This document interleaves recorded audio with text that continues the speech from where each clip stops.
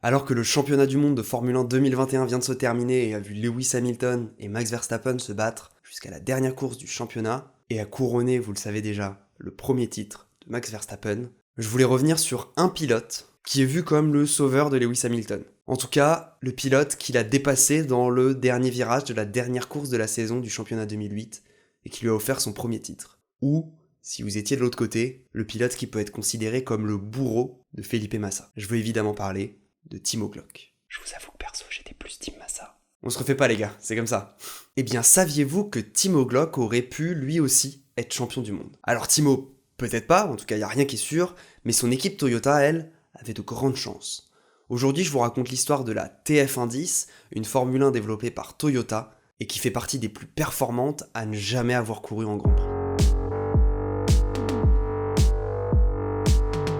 La saison 2009 reste exceptionnelle pour la Formule 1, exceptionnelle notamment par les vainqueurs qu'elle a couronnés.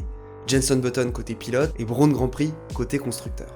Une équipe qui n'existait pourtant pas quelques mois avant. En tout cas, elle ne portait pas ce nom. Fin 2008, au cœur d'une crise économique mondiale et après une saison catastrophique, Honda décide de lâcher son équipe de Formule 1. Dans la foulée, l'équipe est rachetée par Ross Brawn, le directeur de l'équipe qui est notamment passé par Ferrari avant et à l'origine des titres de Michael Schumacher. Renommée Brawn Grand Prix, l'équipe remporte le championnat. Évidemment, le budget de l'équipe ayant drastiquement baissé depuis le départ d'Honda, le développement de la voiture en a pâti et les performances avec. Pour l'année suivante, il faut donc regarder ailleurs pour trouver les prétendants au titre. L'histoire retiendra Red Bull, mais une autre équipe semblait avoir toutes ses chances, Toyota. La crise de 2008 a complètement retourné le marché de l'automobile mondial. Et le seul constructeur japonais encore en lice dans le championnat du monde de Formule 1 sort d'une saison en demi-teinte qui l'a quand même vu réaliser quelques bonnes qualifications et quelques courses. Parmi elles, on retiendra le podium de Timo Glock à Singapour et celui de Jarno Trulli à domicile au Japon. Mais évidemment, le but pour Toyota, c'est pas de continuer à végéter à la 5ème place du championnat. Eux, ce qu'ils veulent, c'est le titre. Et pour ça, l'équipe met les moyens. En 2009, Toyota est l'équipe qui a dépensé le plus d'argent avec 335 millions de dollars. Alors évidemment, le développement pour l'année suivante doit être exceptionnel. Et ça place Toyota comme prétendante potentielle pour la saison 2010. Pourtant, de manière surprenante, Toyota arrête tout. Avec elle, on verra également disparaître BMW des grilles cette année-là, et quelques mois plus tard, ce sera au tour de Renault d'être remplacé par Lotus. Et pour deux de ces marques, c'était plutôt une bonne idée, parce que t'es un constructeur de renommée mondiale comme BMW ou Renault et tu te fais taper par une canette qui donne des ailes, bah on appelle ça un peu une débâcle. Mais pour Toyota, bah je crois qu'on peut dire que les mecs ils ont déconné quoi. Je serais probablement en train de me battre pour le titre de champion du monde aujourd'hui si la monoplace TF110 avait vu le jour en course. C'est ce que déclarait Timo Glock le 24 août 2010 à la presse. Et ce, alors qu'il se bat avec sa nouvelle voiture depuis le début de la saison. Alors qu'est-ce qui pouvait lui faire dire que cette voiture était aussi bonne? La voiture est conçue à Cologne par la division course de Toyota, aujourd'hui Gazoo Racing, et elle était équipée de toutes les innovations qui sont arrivées dans la saison 2010, et notamment celles apportées par la voiture championne du monde, Red Bull. Ainsi, Pascal Vasselon, directeur technique de l'équipe, indiquait après l'arrêt du programme que la voiture devait être équipée d'un diffuseur soufflé, l'innovation que Red Bull a amenée dès le début de la saison et que tout le monde a cherché à reproduire durant cette saison 2010. L'idée était relativement simple. Envoyer les gaz d'échappement de la voiture dans le diffuseur pour augmenter ses performances. La chaleur des gaz d'échappement étant haute, ça crée une zone de basse pression sous la voiture et ça augmente donc l'effet de succion du fond plat avec le sol. Quand on sait que le diffuseur et le fond plat sont à l'origine de 40% de la performance d'une Formule 1, eh bien avoir ce diffuseur soufflé dès le début de la saison, ça semble être déjà un avantage certain. Surtout quand un seul autre concurrent y a pensé. Toujours selon les dires du directeur technique, l'équipe avait réussi à trouver près de 30% de performance aérodynamique en plus par rapport à la TF1 09, et la TF1 09, elle était suffisamment bonne pour récolter quelques excellentes places en qualification et quelques podiums.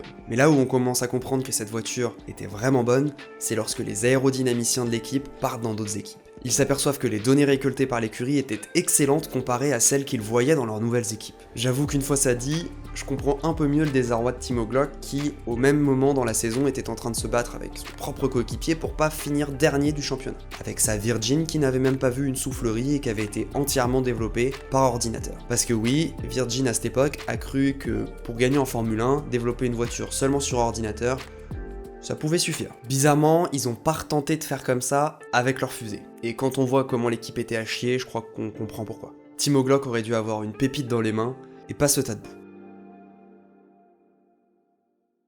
Alors évidemment, ce châssis que Toyota n'a pas l'intention de faire courir en course, il intéresse du monde. Et je sais pas si vous vous souvenez, mais début 2010, c'est l'arrivée en Formule 1 de 3 nouvelles équipes. Lotus, Virgin, on en a déjà parlé, et HRT. Or, une 4ème équipe était prévue, USF1, une équipe qui était notamment soutenue par YouTube. Sauf que USF1 n'arrive pas à être prête pour les essais hivernaux, et demande même une dérogation pour commencer à courir qu'à partir du 5e Grand Prix à Barcelone. C'est alors qu'entre dans la danse Zoran Stefanovic, un homme d'affaires serbe, et qui voit dans les difficultés du SF1 une possibilité de réessayer d'entrer en Formule 1. Un an plus tôt, lors des appels à projets, on lui avait refusé le sien et accepté les 4 autres projets dont je vous ai parlé avant. Il vient de passer un deal avec Toyota pour utiliser la TF110 dans la saison 2010. C'est un peu un forceur. Il essaye coûte que coûte de participer à la saison. Il fait même envoyer du matériel à Bahreïn pour la première course de la saison, alors que la FIA n'a même pas inscrit l'équipe. L'équipe n'ayant pas eu le droit de participer aux essais de pré-saison parce qu'elle n'était pas inscrite au championnat, tout simplement, elle avait quand même réalisé un déverminage de la TF110 avec Kazuki Nakajima au volant de la voiture, afin de vérifier que tout fonctionne. Malheureusement, malgré ses pièces envoyées directement à Bahreïn et la capacité de l'équipe à courir, Zoran c'est tellement un forceur qu'il a pas vraiment plu à la FIA, et malgré le désistement du SF1 pour toute la saison, Stephen Grand Prix du nom de son créateur n'aura jamais les autorisations pour courir. Si vous voulez en savoir plus sur USF1, et sur Stephen Grand Prix, je vous invite à regarder cette vidéo de Le Circuit qui parle de ces deux équipes. Alors je n'en ai même pas parlé, mais je la trouve très bien faite, et elle explique très bien ce qui s'est passé pour ces deux équipes, donc je pense qu'il n'y a pas besoin de plus préciser. Si vous voulez en savoir plus, la vidéo est juste là. Mais ce n'est pas encore la fin de l'histoire de ce châssis, car la voiture était vue comme si performante qu'en 2011, un an après sa conception, c'est l'équipe HRT, qui elle a le droit de courir en Formule 1, qui essaye de la faire participer. Déçu du châssis développé par Dallara pour elle, HRT tente d'obtenir un contrat avec Toyota pour mettre aux normes la voiture pour la saison 2011, tentative qui n'aboutira jamais. Ce qui est assez fou avec cette histoire, c'est que en 2 ans, 2 constructeurs japonais ont laissé leur possibilité d'être champion du monde s'échapper. Honda d'abord, Toyota ensuite. Heureusement pour Toyota, ils finiront par trouver les chemins de la victoire dans cette décennie, avec notamment des victoires en endurance et aux 24 heures du Mans, mais également en rallye, où ils viennent d'obtenir 3 titres pilotes consécutifs. Je vous remercie d'avoir regardé cette vidéo jusque-là. Si elle vous a plu, évidemment, un petit pouce bleu serait avec grand plaisir, ça aide énormément la chaîne, et surtout un commentaire. Un commentaire maintenant. Est-ce qu'il y a un truc que tu sais pas? Est-ce que tu veux en savoir plus sur un événement? Est-ce qu'il y a un événement que t'as en tête, dont tu voudrais que je parle? Là, j'ai fait un peu le forceur. Mettez des commentaires. Et puis évidemment, je peux vous inviter à vous abonner à cette chaîne où on sort une vidéo toutes les 2 semaines en rapport avec le sport automobile, essentiellement des anecdotes comme celle-ci. Si vous voulez plus de contenu de ma part, je vous invite à me rejoindre sur Instagram et sur Twitch. Sur Twitch, on fait au moins un live par semaine, mais souvent c'est plus autour de 2 ou 3.